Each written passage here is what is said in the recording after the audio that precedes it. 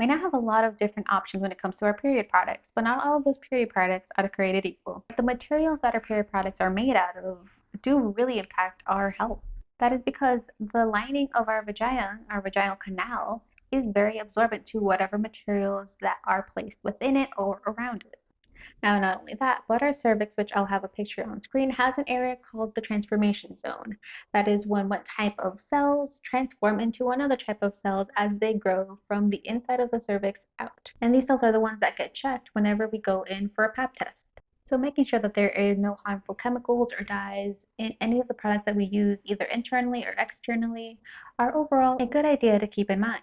Now, another reason to really look at what type of material our menstrual products are made out of is because of toxic shock syndrome. Toxic shock syndrome is an overabundance of a certain bacteria, which I'll have on the screen because I don't know how to pronounce things, that negatively impact your health. Now, this is more common in products that have synthetic materials because it helps breed in more oxygen, which of course these types of bacteria love. Not only that, but some of these products can also disrupt our vaginal's microbiome, which overall keeps in check these good to bad bacteria ratios. Okay, so now let's talk about material. Now, the main concern for most commercial menstrual product companies is absorbency. That is kind of their biggest push to market, is how absorbent their menstrual products are, not so much the quality of the material themselves, because usually that is patented. And then another thing that also comes to play with this is the taboo of bleeding. That is where the market also pushes things like scented products or invisible menstrual products, where the lining is very thin, but the absorbency, of course, has to be high for them to be able to properly promote their products. And like I mentioned before, these synthetic blends are a lot more prone to bacterial infections just because it does have more absorbency, which leads to longer times that you can wear these menstrual products. But also, they do sometimes add in more oxygen into that environment, which helps breed the bad bacteria. Now, I'll go into the individual menstrual products in a second, but overall, you want to be looking for organic cotton or even organic cotton that is reusable. And overall, just avoiding any scents. There should be no scents in menstrual products. That also includes herbal. Now, I know recently there's been a little bit of marketing towards herbal-based menstrual products. Specifically, I know the honey pot that's really big. Now, as a clinical herbalist that is also a sexual health educator, I can let you know that having your vulva or your vaginal canal exposed to these herbal scented menstrual products can lead to irritation because that you're wearing them for multiple hours for multiple days. That can irritate those tissues, which are generally pretty sensitive. So overall, as a general rule, just stick to unscented. Now, the first menstrual product I'll talk about are pads. Now, these are Cora's organic cotton pads that I recently tried, and at the end of this video, I'll go into my experience as a menstrual cup user who has used a menstrual cup for many years, and my experience of transferring over to a menstrual pad because I was late on ordering my reusable pad. So I'll talk about my experience then. Now, how long you should wear them for, there really isn't a consensus about it because as I was looking for it online, there was some individuals that said that 3 to 6 hours are good, people that said the 4 to 5 hours are good, people that were talking more about like scents versus hygiene to be like hygienic, and like I don't particularly like those kinds of websites because they kind of push still a narrative of periods and bleeding is gross and nasty, so I kind of disregarded those. But I think as a general rule, 3 to 6 hours, depending on your flow for that day, is a good rule of thumb. Now, I also looked at the companies themselves, and the ones that I did enjoy were Cora's or the Rail. Rail, I don't know if I'm pronouncing that right, but I'm going to say it again because it comes up a couple times because it's a good company, so I'm sorry if I'm butchering it.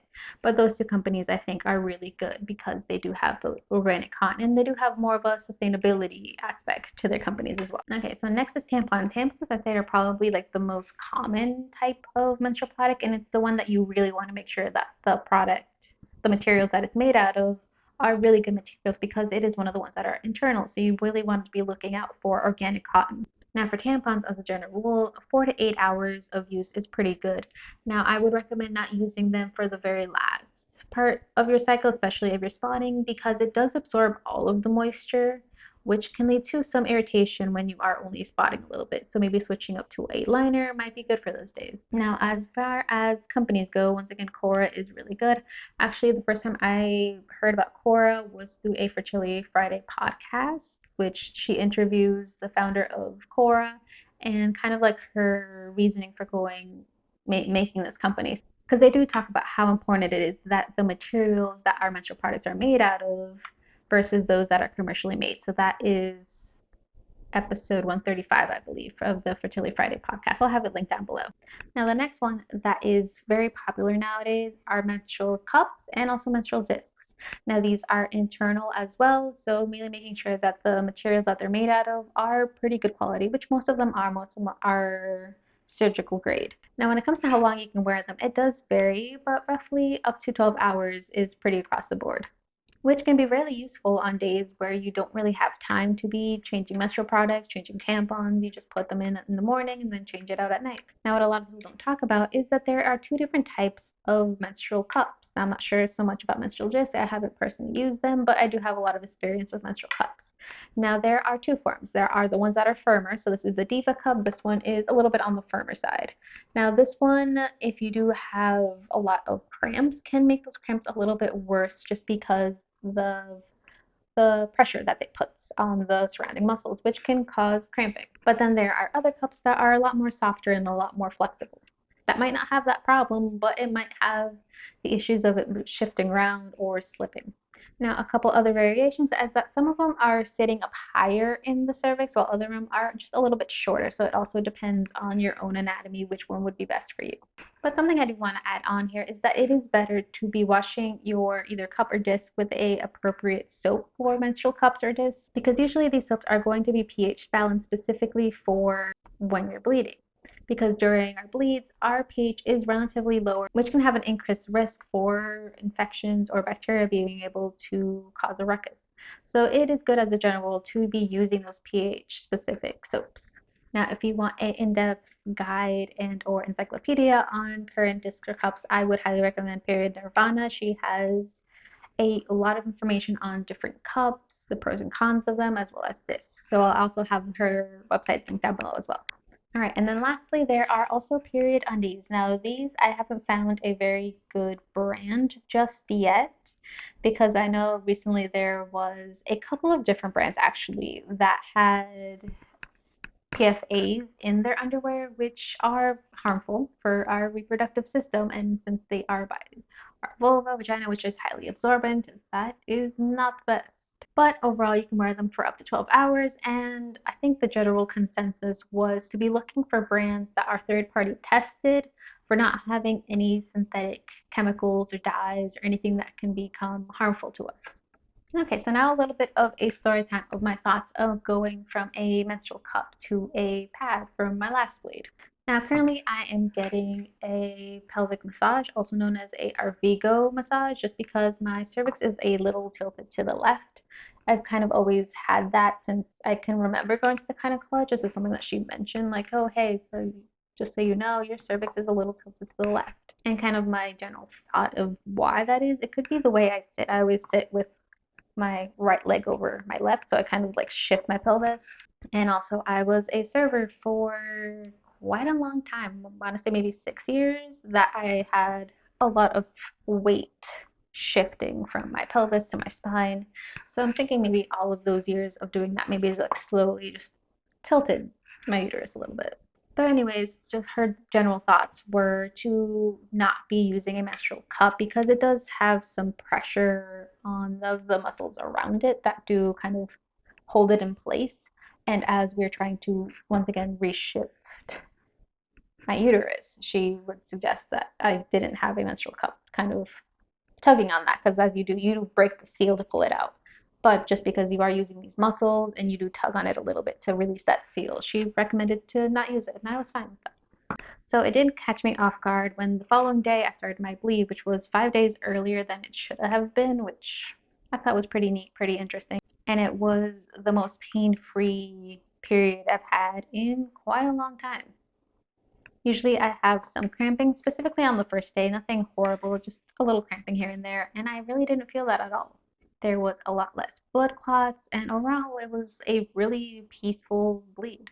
But something that did catch me off guard actually is with a menstrual cup, because you can put it in for 12 hours at a time, just take it out. That is only changing it out twice a day, and you don't really see blood or anything. You kind of forget sometimes that you're on your period while having a pad, which I am investing in a reusable pad. You are reminded a lot more often that it is your bleeding time, which I can see the pros and cons of it. The pros are that me working from home a lot of the time makes it so that I kind of schedule out that time to rest, relax, and really just recharge as you should be doing on your period. And having that reminder every time that you're going to the bathroom, changing pads, is kind of reinforcing that idea of this is a sacred time to be resting and recharging and to do whatever you want to do.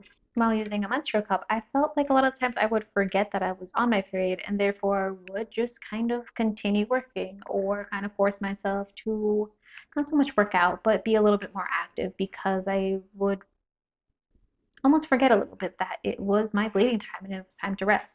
So having that reinforcement visually did help me kind of really hone into the fact that this is my time to rest and to not break my own boundaries in that way.